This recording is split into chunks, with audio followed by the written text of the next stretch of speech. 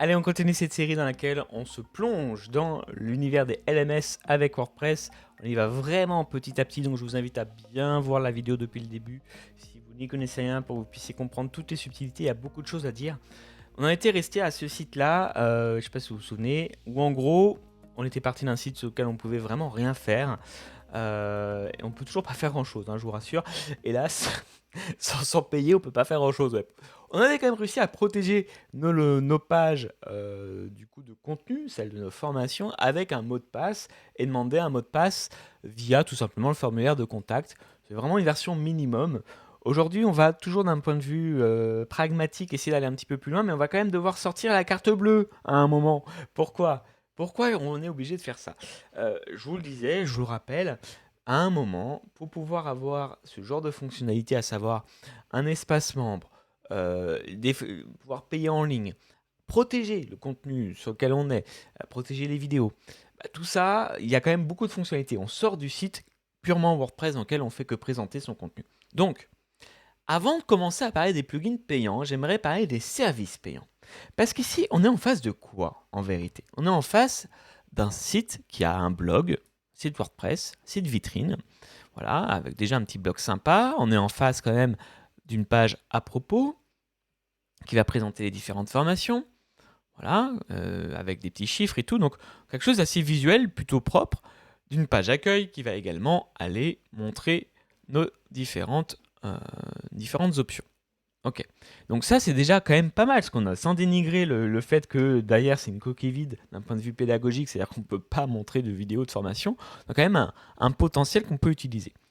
Pourquoi ne pas partir du principe que si je vais ici, je vais directement aller sur une boutique en ligne que j'ai créée avec un équivalent de Shopify, par exemple, je ne sais pas si vous connaissez Shopify pour le WooCommerce, pour Internet et pour le commerce en ligne, ça serait la même chose pour les LMS, donc l'endroit où je vais pouvoir héberger mes formations. J'ai un petit site comme ça qui s'appelle Podia ou Teachable, ouais, il y a plein de petits sites sur lesquels je peux créer ma formation en ligne et héberger du coup ces contenus, gérer les emails, gérer les encaissements, gérer même une petite boutique en ligne. Ça, la petite boutique, je ne vais pas forcément avoir besoin du coup, puisqu'elle existe déjà, mais juste, même moi, ce qui m'intéressait, c'est d'héberger mes cours. Donc, je pourrais très bien faire des liens directs vers l'endroit où je vais pouvoir acheter ici sur Podia. J'ai également Gumroad qui va me permettre, là c'est plus si vous voulez héberger des petits PDF ou des fichiers, euh, avoir un lien qui va directement montrer mon travail une fois que la personne aura cliqué. Donc, ce que j'aurais à faire là, par exemple, ça serait ici mettre un lien vers mon Podia. Alors, ici, je vous montre un de mes Podia que j'ai, par exemple, sur WordPress, ça serait celui-ci. Donc ici, je pourrais très bien faire ça. Voilà. Donc je vais juste, pardon, hop, faire le lien ici. Et du coup,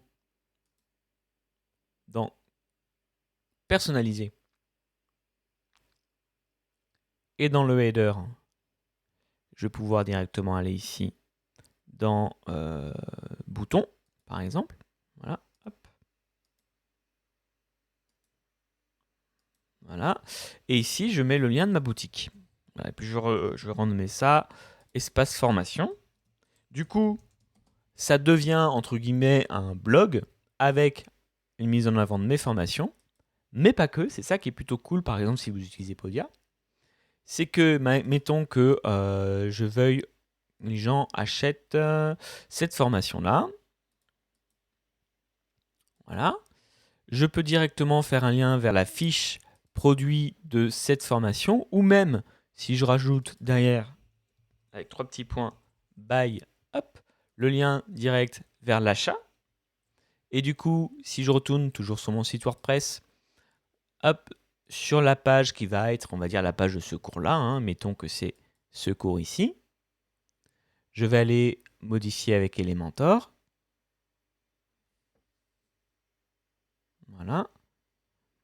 Et donc, je vais devoir enlever le bouton qui sert à rien puisque mon site ne serait pas hébergé, ma formation ne serait pas hébergée sur mon site WordPress. On a vu que c'était pas si simple que ça d'ailleurs d'avoir à héberger différentes leçons, les protéger par mot de passe. Donc, je peux très bien avoir cette solution intermédiaire où je vais aller héberger sur un tierce, voilà, Podia, Et ici, si je clique sur inscription, bah, ça va directement me rendre sur mon Podia et ça va me lancer directement le processus d'achat avec la bonne petite pop-up.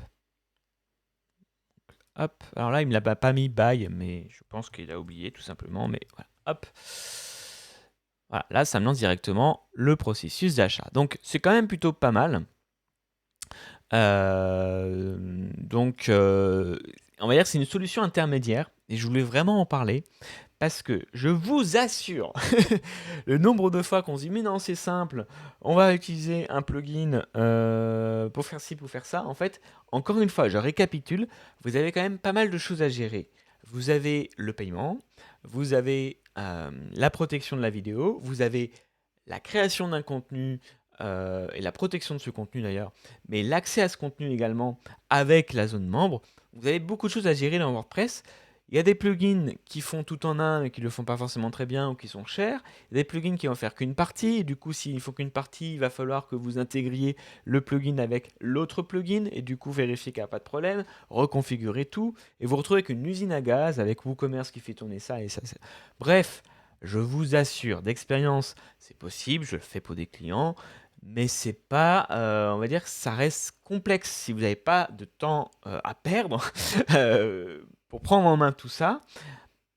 Faites cette solution-là plutôt, à savoir, vous avez une plateforme. Alors moi, je connais bien Podia, je sais que c'est simple à prendre en main, donc moi, c'est plutôt Podia que je vous conseille. Maintenant, vous en avez d'autres qui existent. Et puis, du coup, votre site que vous avez là, votre joli site avec différents cours, bah, ça va faire des liens directs vers Podia. Donc là, j'avais juste oublié de mettre by derrière, mais si je mets -uy, hop, je fais update, je vais tout simplement aller pouvoir acheter depuis mon site vers mon Podia. Donc voilà, ça sera plutôt cool comme ça, vous voyez. Et tout aussi efficace. Et donc sur Podia, après, je vous mets en lien si vous voulez une formation sur Podia pour vraiment le prendre en main si ça vous intéresse. Mais c'est assez simple puisque là, vous pouvez réordonner les chapitres comme vous voulez. C'est lui qui gère les paiements, c'est lui qui gère l'accès à la formation, même le support s'il y a un problème. Voilà, et vous n'avez pas tout à héberger sur votre site WordPress, ni même à héberger les vidéos. Tout se fait en glissant, déposant, elles sont protégées. Bref, il y a beaucoup de soucis en moins. Donc, je voulais quand même vous montrer, vous avez une belle coquille vide, mais c'est pas grave, puisque vous pouvez très bien utiliser un autre site. Et donc, cette coquille vide, vous l'utilisez juste le lien vers vos formations que vous hébergez ailleurs.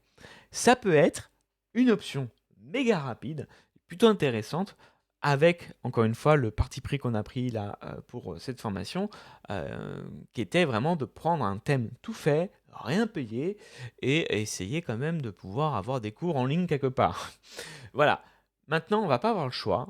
Pour moi, on a épuisé un petit peu toutes nos cartouches. On a fait la protection contre un mot de passe avec un email. On a fait l'accès purement gratuit sans email. On a vu la solution intermédiaire avec des plateformes que je vous recommande personnellement. Eh ben, on va voir maintenant les plugins. On n'a pas le choix. Et vraiment, je vous le réserve en dernier parce que vous allez voir que c'est pas si simple que ça. Il y a beaucoup de choses et puis surtout c'est payant. Donc on va voir un petit peu les prix et c'est pas donné, ce qui est normal. Il faut prendre toujours de principe que en gros quand vous avez un plugin qui va vous générer de l'argent, hein, puisque vous êtes en train quand vous faites un site de contenu en ligne, c'est comme si vous faisiez un site e-commerce au final. Ben, les gens, les éditeurs de ces plugins savent bien que vous allez vous faire de l'argent avec. Donc, c'est des plugins professionnels qui coûtent un certain prix parce qu'il y a un retour sur investissement. Mais c'est bon à prendre en compte. Donc, moi, je vais vous montrer avec au moins un de ces plugins. Et dans la vidéo d'après, je vais vous présenter un petit peu les différentes solutions. Je ne les ai pas toutes testées, moi j'en connais deux. Donc je vous les présenterai dans la prochaine vidéo. Et là, par contre, on aura quelque chose en effet de beaucoup plus perfectionné, mais qui aura un prix et qu'il faudra payer toutes les années. Juste un petit détail aussi avant de se quitter. Quand on ajoute le prix de toutes les licences dont il y a besoin pour faire tourner un site WordPress complexe avec tous ces plugins qui s'entremêlent, on arrive à des sommes qui sont équivalentes aux produits que je vous ai montrés, type Podia. J'ai fait les calculs de mon côté. Je suis arrivé sur une solution très complexe. Alors certes, ça faisait plein de choses, hein. Ça faisait un forum, une zone membre, du tracking, plein de choses. Mais on était à 800 € par an quand on additionnait tous les prix des licences.